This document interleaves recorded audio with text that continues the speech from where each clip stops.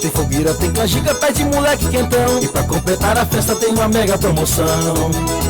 Tem Maria bonita e também um lampião. Atendimento, qualidade pra sua satisfação. Alguém grita, olha a cobra e dispara o coração. Eita! Em toda loja tem desconto, aproveita esse momento. Você vai agradecer e guardar no pensamento. São descontos entre 10% e 50%. A raia mais feliz é nas óticas Diniz. Debate Democrático. Oferecimento: Casa de Saúde e Maternidade de Caxias. Facema, a faculdade dos seus sonhos.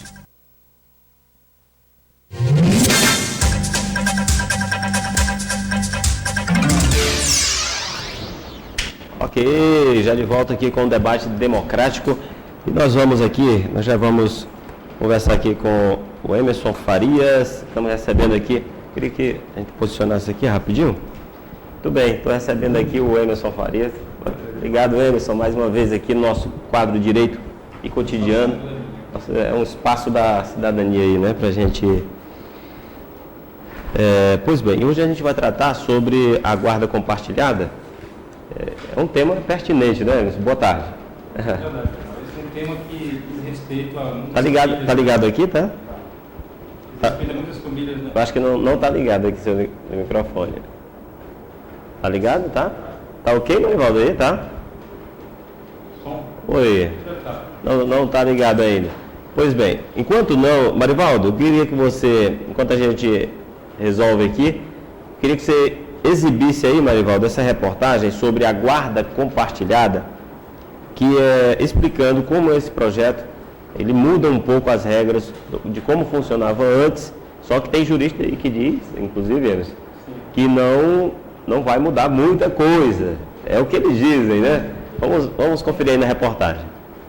José tem uma filha de 7 anos. Ele se separou da mãe da criança logo depois dela nascer e deseja acompanhar mais o crescimento da menina. Participar mais do crescimento dela, da educação, porque essa parte do pai é fundamental na vida da criança, né? Tanto a mãe quanto o pai. Então, eu acho que nada mais justo do que ser dividida essa vida, né? José espera conseguir na Justiça mais tempo de visitação com a filha. Situação prevista no projeto de lei sobre a guarda compartilhada, que aguarda a sanção da presidenta Dilma. O projeto de lei prevê que a custódia física dos filhos deve ser dividida de forma equilibrada com os pais. Caso a guarda seja unilateral, o pai ou a mãe que não estão com o filho tem o direito de pedir informações e prestações de contas sobre cuidados de saúde, psicológicos e da educação do filho. Mas, para o advogado Paulo Lins e Silva, diretor internacional do Instituto Brasileiro de Direito da Família, a lei não traz mudanças. Eu quero ficar 15 dias com meu filho e ela vai ficar 15 dias. Falei, você guarda alternativa. Não, eu quero ter o mesmo período que ela tem por mês em contato com meu filho. Isso aí é guarda física e critério de visitação. Eu quero opinar sobre médico, dentista, colégio. Isso é exercício do poder familiar que sempre foi exercido pelos dois. Então tá aí. A gente percebe aí que há uma divergência, mas quero dar uma boa tarde logo aqui a você, Emerson. Boa tarde. A satisfação sempre estar aqui no seu programa, fazendo essa discussão tão pertinente, né, para a nossa sociedade, já que tantas pessoas, né, de uma forma ou de outra, estão vinculadas a esse fato, né?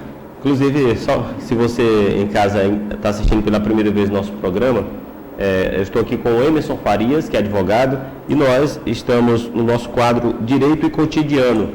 Você pode enviar a sua mensagem, contribuir com o nosso programa, com essa conversa aqui, com esse debate, pelo 8857-6805. 8857-6805. Você manda a sua mensagem de texto ou WhatsApp, que a gente vai repassar aqui. Nós temos, eu queria que a gente logo colocasse qual o número dessa lei, o que trata realmente a guarda compartilhada, essa lei que foi aprovada, aquela matéria, a gente separou pela história da família, mas a lei já foi aprovada ano passado, inclusive. Já está em vigor, já tem muitos casos que já foram decididos. Com base nessa lei, a 13.058, né, de 2014, finalzinho do ano, né, dezembro. Essa lei, ela traz, Gilmar, novidades, com certeza, para o âmbito do convívio familiar, né? Porque A guarda compartilhada, ela significa a possibilidade de pais, né, separados, que vivem em casas separadas, né, que perderam esse convívio, né, conjugal, possam assumir ou ter essa responsabilidade, né, na educação dos filhos. Quer dizer, é o direito de convívio dos pais separados de uma forma equilibrada com seus filhos, né? Uma vez que na guarda unilateral o poder familiar, o direito, né, jurídico pelo filho fica com quem tem a guarda. Então, de certa forma, na guarda unilateral há uma limitação de intervenção em algumas questões do filho. Né? Guarda unilateral que você se refere era a forma que existia antes dessa lei, seria isso, né? Exatamente. Antes, uma das pessoas ficava com o filho.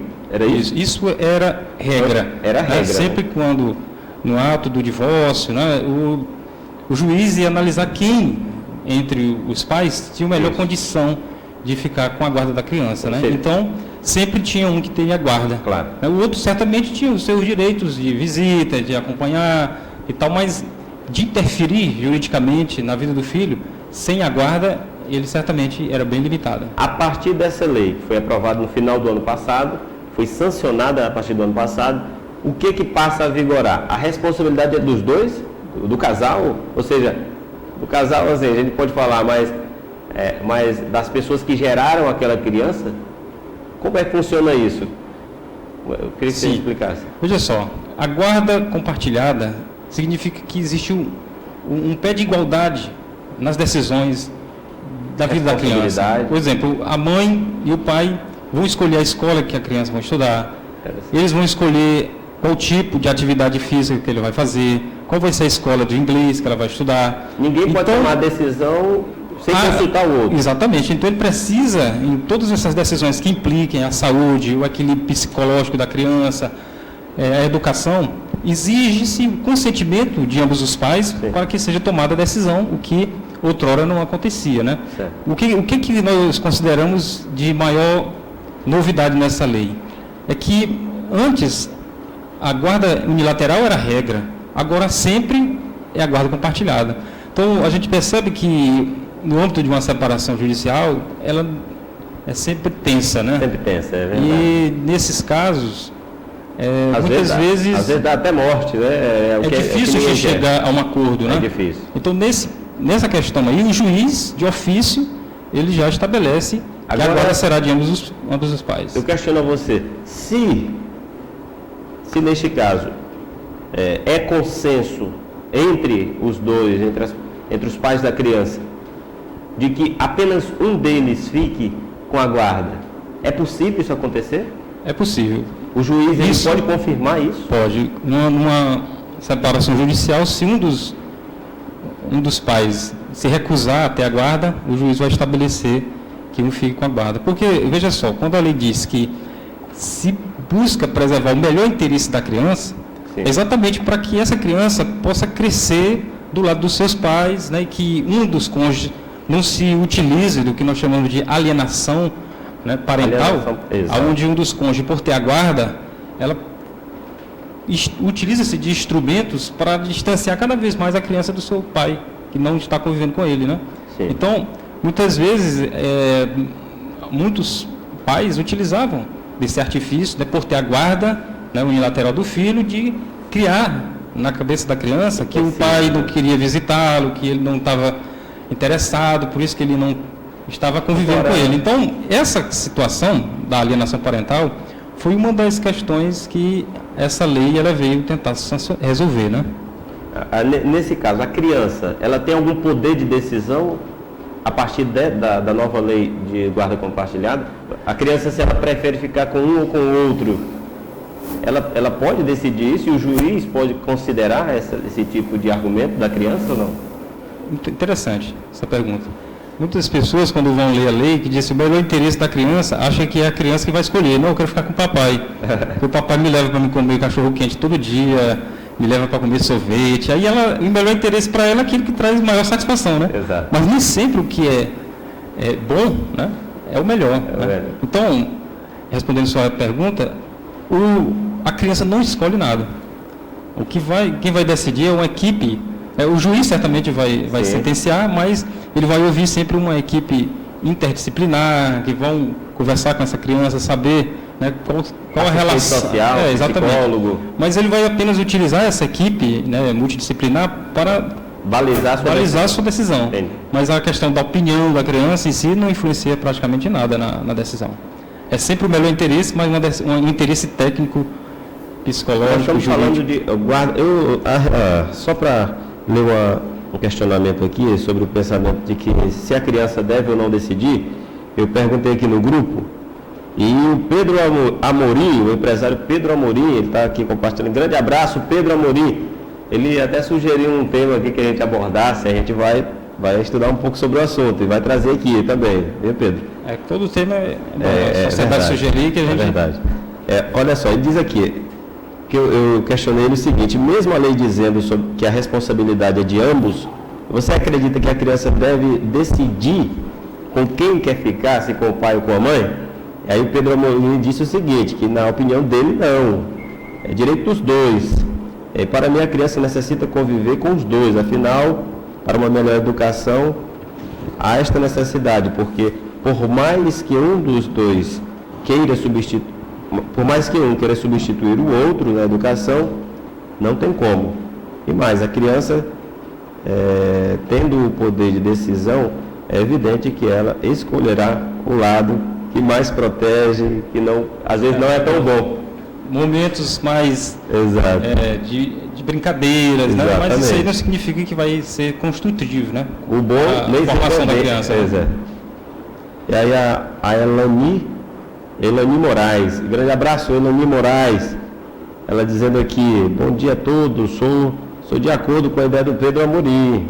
Se tanto o pai quanto a mãe são capazes de oferecer uma educação adequada, é de direito que a guarda seja compartilhada. Interessante. As pessoas estão, ou seja, é um posicionamento assim bem...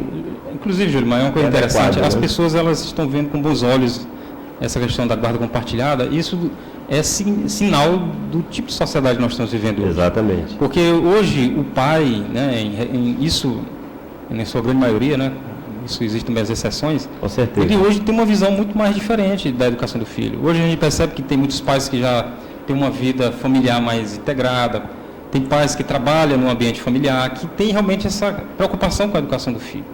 Então, essa noção, né, do machismo, de que educar o filho é tarefa de mãe, está sendo superada. E a gente percebe isso aí. A lei, ela tende a acompanhar a evolução da sociedade, baseada em estudos, né? Não é uma coisa assim de alguém que acha que é bom. É tudo baseado em estudos que mostram o perfil da sociedade brasileira estando mais apta que os dois exerçam essa educação de forma equilibrada, né? Agora, tem um outro questionamento aqui. Por exemplo, a guarda é compartilhada. Isso quer dizer que a criança, ela vai dormir uma noite na casa do pai, uma noite na casa da mãe, e vai fazer isso a semana toda, ou a lei estabelece que há um período? Como é que funciona isso? Bom, a criança ela vai ter um tempo, né, para ficar com o pai. Mas isso não significa que ela vai ter duas casas. Ela vai ter a casa base, vamos supor que ela more na casa da mãe. Sim. Mas ela tem, né, isso vai ser tudo decidido na sentença, de qual o período que ele vai ficar com o outro, né, com o pai, no caso, por exemplo. Sim. E aí, os dias que ele vai ficar é sempre alternado. Vamos imaginar que a criança, nas férias, ela passe 15 dias com a mãe e 15 dias com os pais. Isso pode acontecer, certamente. Sim. Mas em hipótese alguma, a gente pode imaginar que essa guarda é uma guarda alternada, porque existe também a noção de guarda alternada, que a criança fica 15 dias com o pai e 15 dias com a mãe. Isso aí é prejudicial à criança. Ela precisa formar raízes, ela precisa ter uma estabilidade, né, organizacional da sua vida, das suas tarefas. Né? Então, se ela for uma criança que todo dia está de 15 em 15 dias, está com a mochila nas costas, não, hoje eu vou morar na casa do papai, tem 2 quartos, aí não é saudável. Certamente a criança vai ter a casa base, mas ela vai ter durante o mês os dias e os horários que ela vai ficar com o outro. Outra questão também que a lei trata é que, vamos imaginar que no aniversário do pai, a criança, ainda que não esteja dentro do prazo do dia, calculado ali por mês, ele pode certamente estar com o filho no dia do seu aniversário. Sim. No aniversário da criança, se um ano a mãe fica com a criança no dia do aniversário, no outro ano é o pai que vai estar com a criança no aniversário. Né? Tem esse detalhe. Então, ainda, né? é preciso que esteja tratado todas essas questões, né? Para que haja de fato o que ela chama de... O ideal é que os pais entrem em acordo, né, também, para não... Tem que haver bom senso nessa hora, eu acredito. Com certeza, né? É tudo em prol do da bem-estar da criança, né? A criança é que interessa no final das contas. É o que chama de melhor interesse da criança. O melhor interesse da criança. Eu queria que você falasse também, um pai, o pai ou a mãe,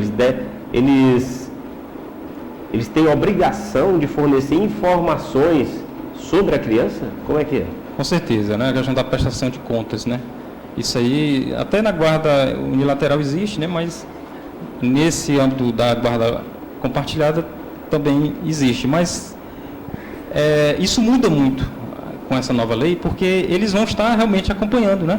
Sim. O pai vai na escola, ele tem direito de chegar na escola e pedir informações sobre o andamento do aprendizado da criança.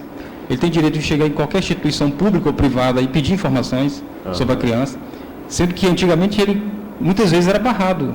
Quando ele chegava numa escola, ele dizia, olha, nós não podemos lhe dar nenhuma informação, a guarda da criança está com a mãe, então com a nova lei ele não tinha acesso, né, a esses dados. Né? E hoje a lei ela veda isso aí.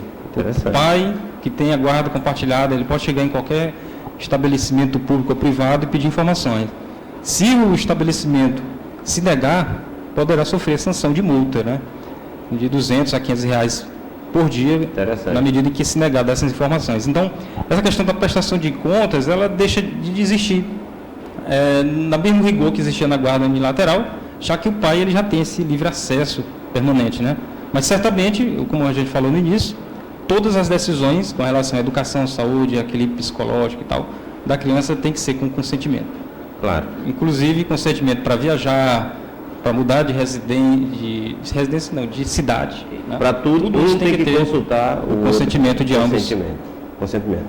A Josiane está dizendo aqui, ó, boa tarde, um ótimo sábado a todos, um tema muito pertinente para ser abordado. Grande abraço aí para Josiane. Muito bem, acompanhando o nosso programa. Inclusive, você foi parado, acho que você já foi parado também.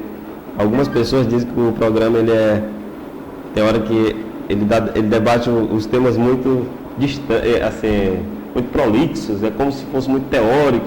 Não, o objetivo é que a gente seja o mais claro possível aqui.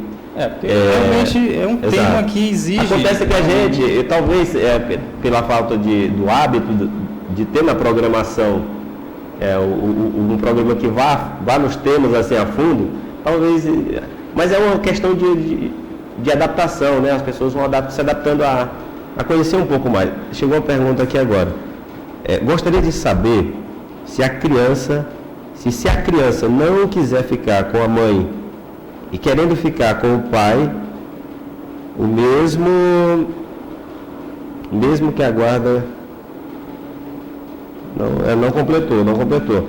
Mas essa questão é aquela que a gente respondeu no início. Gostaria de saber se a criança, se não quiser ficar com a mãe, querendo ficar com o pai, se mesmo assim a guarda é concedida à mãe, ou não? Não. Isso aí seria o quê? Muitas vezes, Júlio, pode acontecer de haver um induzimento, né? A criança, às vezes, ela sofre esse tipo de essa decisão.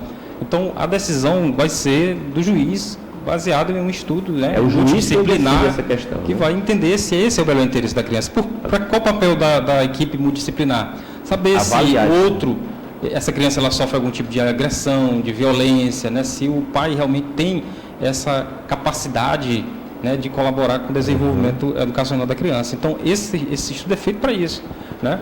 Mas, em regra, se estabelece a guarda compartilhada exatamente para que possibilite esse equilíbrio na educação da criança. Aí eu vou te dizer também, a gente sabe que a guarda compartilhada também, ela implica alguns problemas, né?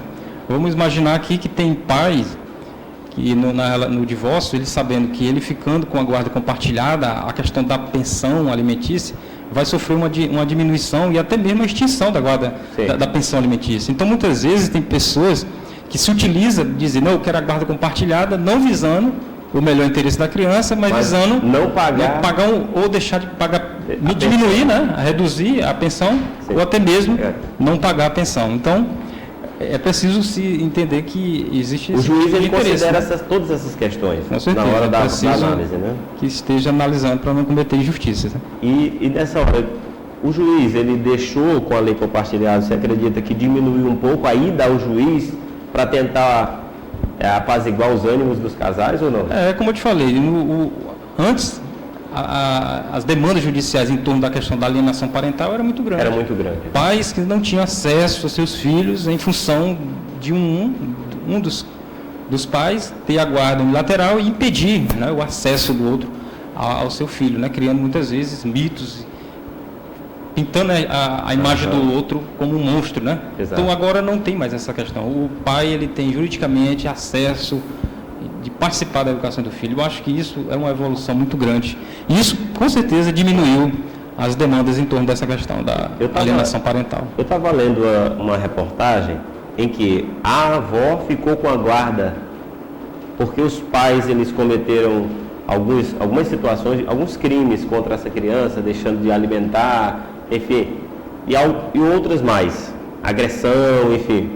Há casos assim, que isso aí, o entendimento do juiz, ele é importante nessa hora, para que, se a criança tem um bom relacionamento com a avó, a criança fique também com a avó, ou só com a avó? Certamente, quando a criança, ela encontra-se numa relação em que nem o pai nem a mãe apresentam condições, né, para educar essa criança, o juiz vai dar guarda para outro. Certamente, pelo próprio Estatuto da Criança e do Adolescente, esse critério é sempre para alguém mais próximo da família, né? Então, existem critérios em torno dessa questão da guarda. Então, a família, no caso a avó, é a segunda mãe, né? E, inclusive, é fato, né, na nossa sociedade a quantidade de vós que criam seus netos, né, como mãe, né? Então, muitos têm a guarda formal e outras não, mas tem esse papel educacional muito significativo, né?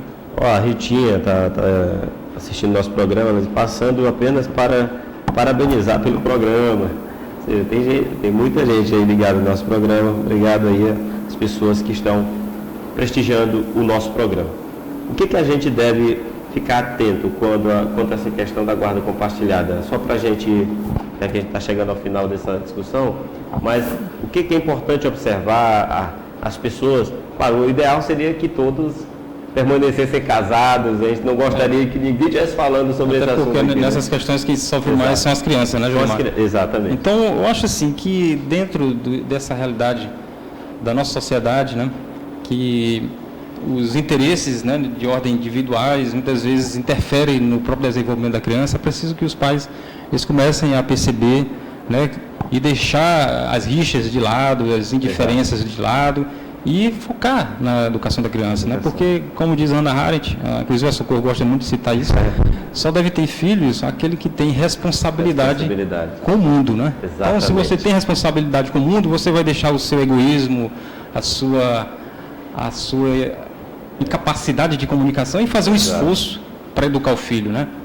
Para que ele se torne um adulto equilibrado. Tem pessoas que eu queria inclusive não ter filhos, né? Exatamente. É o caso, por exemplo, aqui da Niede Guidon, aquela grande antropóloga do Piauí, aqui do Piauí, que ela é responsável pelo Museu do Homem Brasileiro. Ela simplesmente disse que não tem tempo para ter filho, então ela não vai ter a responsabilidade de colocar um filho no mundo enquanto não tiver um tempo suficiente para ela. Ela pontuou e ela já falou isso claramente em reportagem. Por nós. Então, eu queria assim, só mostrar que a lei, ela exige, né, esse papel dos pais, né, para educar seus filhos, que haja esse equilíbrio entre os cônjuges, né, os ex-cônjuges na educação do filho. E aí tem uma questão que eu achei interessante aqui na lei, que ela diz assim, que compete a ambos os pais, né, qualquer que seja a sua situação conjugal, o pleno exercício do poder familiar. Então, esse exercício do poder familiar é muito importante para a educação do filho, porque você já imaginou, Julimar, uma criança criada sem referência, né, de autoridade de pai, de autoridade de mãe, né, isso aí se torna, os problemas sociais que nós estamos enfrentando na nossa sociedade tem muito a ver com isso aí. Aí a lei estabelece que os pais eles têm essa responsabilidade de consentir, mas aí uma coisa que eu observei, né, os pais também têm o dever de exigir dos seus filhos obediência, né, respeito, e também que eles prestem os serviços próprios da idade, né? Então, veja só como a lei ela avança em algumas questões que muitas vezes o senso comum acha conservador, mas é preciso que as crianças tenham referência de autoridade nas suas casas, né? Tenham referência do papel do pai, do papel da mãe, né? Para que ele possa realmente crescer com essa noção.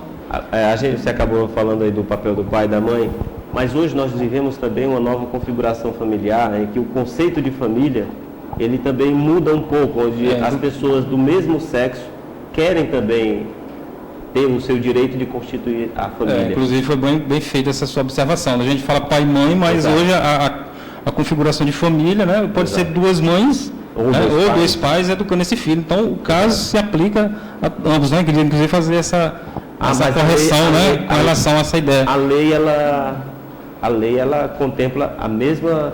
Contempla. À medida que se tem a guarda, isso se aplica a todos. E aí uma coisa interessante, quando a lei ela estabelece o poder familiar, isso já é uma evolução. Exato. Antigamente a gente tinha o poder patriarcal, né? Exato. Então o poder patriarcal significa que quem tinha autoridade sobre a família era o pai, né? E ele era que decidia se o filho ia casar, se o filho ia trabalhar, se o filho ia viajar. Então hoje não, a ideia de poder familiar dá essa abrangência, né? Que família, ela pode se constituir de uma mãe, pode se constituir de um pai, né? Ou dois pais e duas mães. Então, é a realidade de uma sociedade moderna, né? E que a gente precisa compreender como é que o Estado brasileiro está legislando sobre as questões familiares. É verdade. Para acompanhar esse processo. Você tem mais algo a acrescentar sobre essa temática? Ou você já está visualizando aí o nosso próximo... Só lembrando que você não vai poder estar aqui no próximo sábado, é isso? Ou não vai fazer o esforço para estar aqui? Não, no próximo sábado se torna inviável, né? Mas a gente... Você vai participar aqui em Caxias de que evento? Vamos participar de uma discussão... É público ou privado? É público, do Conselho da Criança, né? Que está sendo feito uma discussão em torno dessa questão. A Socorro, inclusive, também vai participar como conferencista, né? Sobre essa atividade, e nós vamos estar também participando dessa Conferência Municipal dos Direitos da Criança e do Adolescente na cidade de Caxias. Inclusive, eu queria que você estivesse também presente para fazer um registro da matéria. Sim, a gente vai comunicar aqui o jornalismo, que vai, com certeza, designar uma equipe para cobrir o evento. Eu gostaria que você trouxesse assim, quais suas impressões desse evento, porque a gente discutiu aqui o tema da redução da maioridade penal, deu uma discussão danada também no grupo criado do debate democrático. Isso é um tema polêmico. É um tema polêmico, mas que é importante. O importante é que, quando a gente percebe que as pessoas estão debatendo a temática, isso torna a construção das soluções mais viáveis, né? Ou seja, estão debatendo, João, mas aí, diga-se de passagem, é preciso que a gente compreenda que há um debate muito no senso comum, né? Senso comum, exatamente. A gente precisa também ouvir o que pensam, né? Os operadores do direito, os juristas, os psicólogos, sociólogos, profissionais que fazem um estudo científico dessa questão, para que a gente possa tomar um posicionamento mais científico, mais com base, né? Que realmente venha a colaborar. Eu queria até trazer Eu acho que o papel do debate democrático é isso, né? É despertar o tema para dizer assim, olha, o tema que se discute na mesa do bar, né, no meio dos amigos, esse tema, ele existe um posicionamento também formal, científico, e o debate em torno da lei é um deles, mas não é o único. Certeza, não é o único. Porque a lei também não significa justiça, é um meio para ela, né? Inclusive, eu gostaria até só de trazer aqui o que disse a educadora Socorro Borges. Ela me disse o seguinte, que eu concordo em gênero, número e grau, onde ela fala o seguinte, que nós devemos sair daqueles que só do você é a favor ou contra. Existem um leque de possibilidades binárias, né? Exato. Nós temos vamos supor aqui que num rol de 100%, em 100% nós temos o que é a favor e o que é contra. Então nós temos 98% de possibilidade que pode ser discutida e ninguém discute, a maioria não discute. É preciso que a sociedade entenda o que Nietzsche, grande filósofo alemão, disse, quando disse que é preciso se compreender a realidade para além do bem e do mal. Para além do bem e do mal. Não existe só o bem e nem só o mal, né? Existe toda uma complexidade na hora de você definir quem é bom, né? De onde nasceu esse conceito, a quem ele está a serviço, né? Para poder a gente desmistificar a realidade que está aí, né? Impondo uma visão única, né, da realidade. Com certeza. Só atualizando as pessoas, o tema da redução da maioridade penal que a gente discutiu aqui foi aprovado na Câmara dos Deputados, vai a plenário no dia 30, ou seja, está avançando, a discussão está aí. Né? Emerson, eu quero agradecer mais uma vez a sua presença aqui. Então a gente passa esse sábado, no sábado seguinte a gente vem com um novo tema. Inclusive a gente vai sempre buscar, né, nos aprofundar no debate, trazer outras pessoas também, para a gente fazer um debate entre discutir, né, de fato. A ideia é que mais assim, o programa ganhe as pessoas, mais pessoas, outras consigam trazer também o seu posicionamento. A gente vai poder fazer boas rodas de conversa aqui. O programa, quando a gente estiver no outro estúdio, espero que breve, a gente vai fazer rodas de conversas. Eu espero que seja possível a gente fazer rodas de conversas dentro do programa. Inclusive, isso é importante, porque a nossa sociedade, Caxias é uma cidade de intelectuais. A identidade dela tem isso aí. Então é preciso a gente resgatar, né, que a sociedade organizada, os pensadores, cientistas, possam vir aqui no programa Debate Democrático, né, e trazer à tona o que está sendo produzido, né, a nível de ciência, a nível de desenvolvimento da sociedade. Eu acho que o programa ele tem essa missão. Né? Eu quero agradecer mais uma vez, a gente encerra o quadro aqui, mas eu quero só porque nós somos estudantes da UEMA, eu quero mostrar uma reportagem da UEMA, que é foi um café da manhã histórico, que é um café do curso de História, onde nós temos vários rostos ali familiares. Vamos ver a reportagem. Colegas, né? Roda aí, Marivaldo. Café da manhã histórico. Esta foi a terceira edição do Café Histórico da UEMA, cujas características foi de contar e ouvir histórias sentados à mesa, enquanto saboreavam o café servido a todos. O evento foi realizado dentro da programação do 14º Seminário de Pesquisas e Práticas Educativas, outras perspectivas do ensino de História, que teve início neste 17 de junho e segue até o dia 19. Então, nós sempre pensamos nessa possibilidade de trazer os intelectuais da cidade, os memorialistas, os poetas, que sabem muito bem a história da cidade, a vir discutir conosco. Este ano, sobre becos e travessas de praças e ruas de Caxias, com a professora Letícia, que publicou o livro Memórias de Caxias, Cada Rua, Sua História. E agora a gente vai estar dando, né, sequência à segunda etapa, que poderia ser esse livro, né? Colocando uma outra edição, para que a gente possa contar mais um pouco de outras ruas, com cada rua a sua história. Na ocasião, uma homenagem de honra ao mérito à professora especialista Dalva de Almeida, pelos mais de 30 anos de serviços prestados na Universidade Estadual do Maranhão.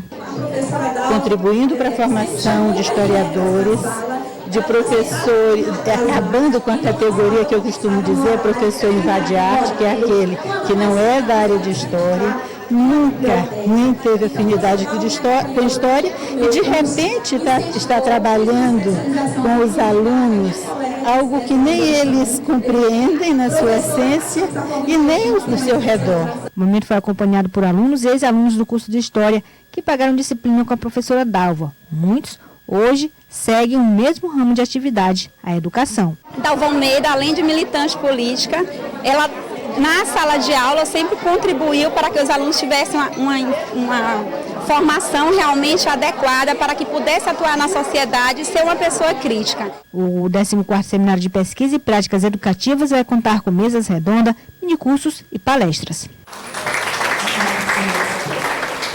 Olha, passa o filme, né, Emerson? Nossos professores, nós temos aí, eu fui aluno, você também, da Silvia Carvalho, professora Silvia Carvalho, estava lá. A professora Dalva, que é a delicadeza com firmeza, ela não abre mão disso. É impossível ser aluno Parabéns dela. Aí a professora Dalva. É impossível ser aluno dela e continuar a mesma pessoa depois. Você é um antes e depois ali, é verdade. Importante, Professora Salânia, grande abraço a todos aí que participaram deste evento. Professora Dudu, eu reconheci outros ali. Fora a Messley,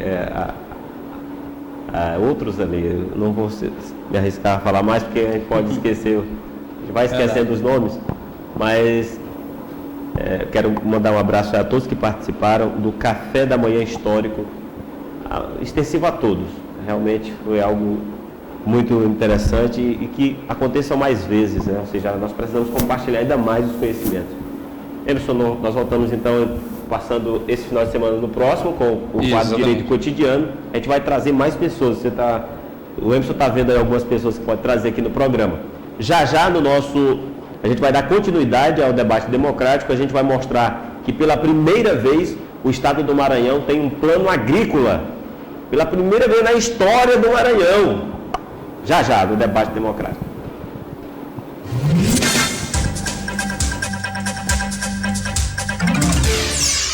Debate democrático. Oferecimento. Casa de Saúde e Maternidade de Caxias. Facema. A faculdade dos seus sonhos.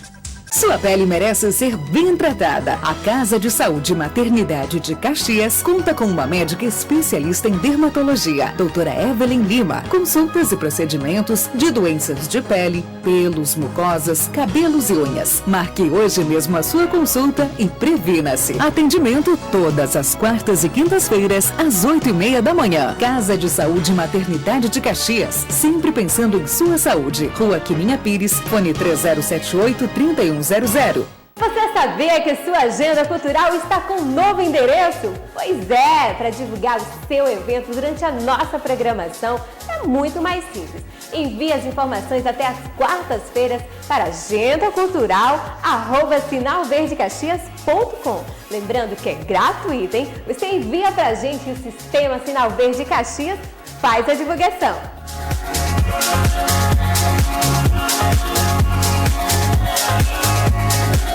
Moda e estilo num baião de 2 é só no São João da Escala Modas. Cheirinho de oferta arretada, viu? Demora não. É uma enxurrada de sandálias, sapatilhas, bolsas, tiracolo e até bolsas de mão. Pra moda as moças ficar nos trinques e ser destaque no salão. Sem falar no montão de sapatos, carteiras e cintos. Tudinho de mão. Pros cabras da peste fazer bonito e chamar muita atenção.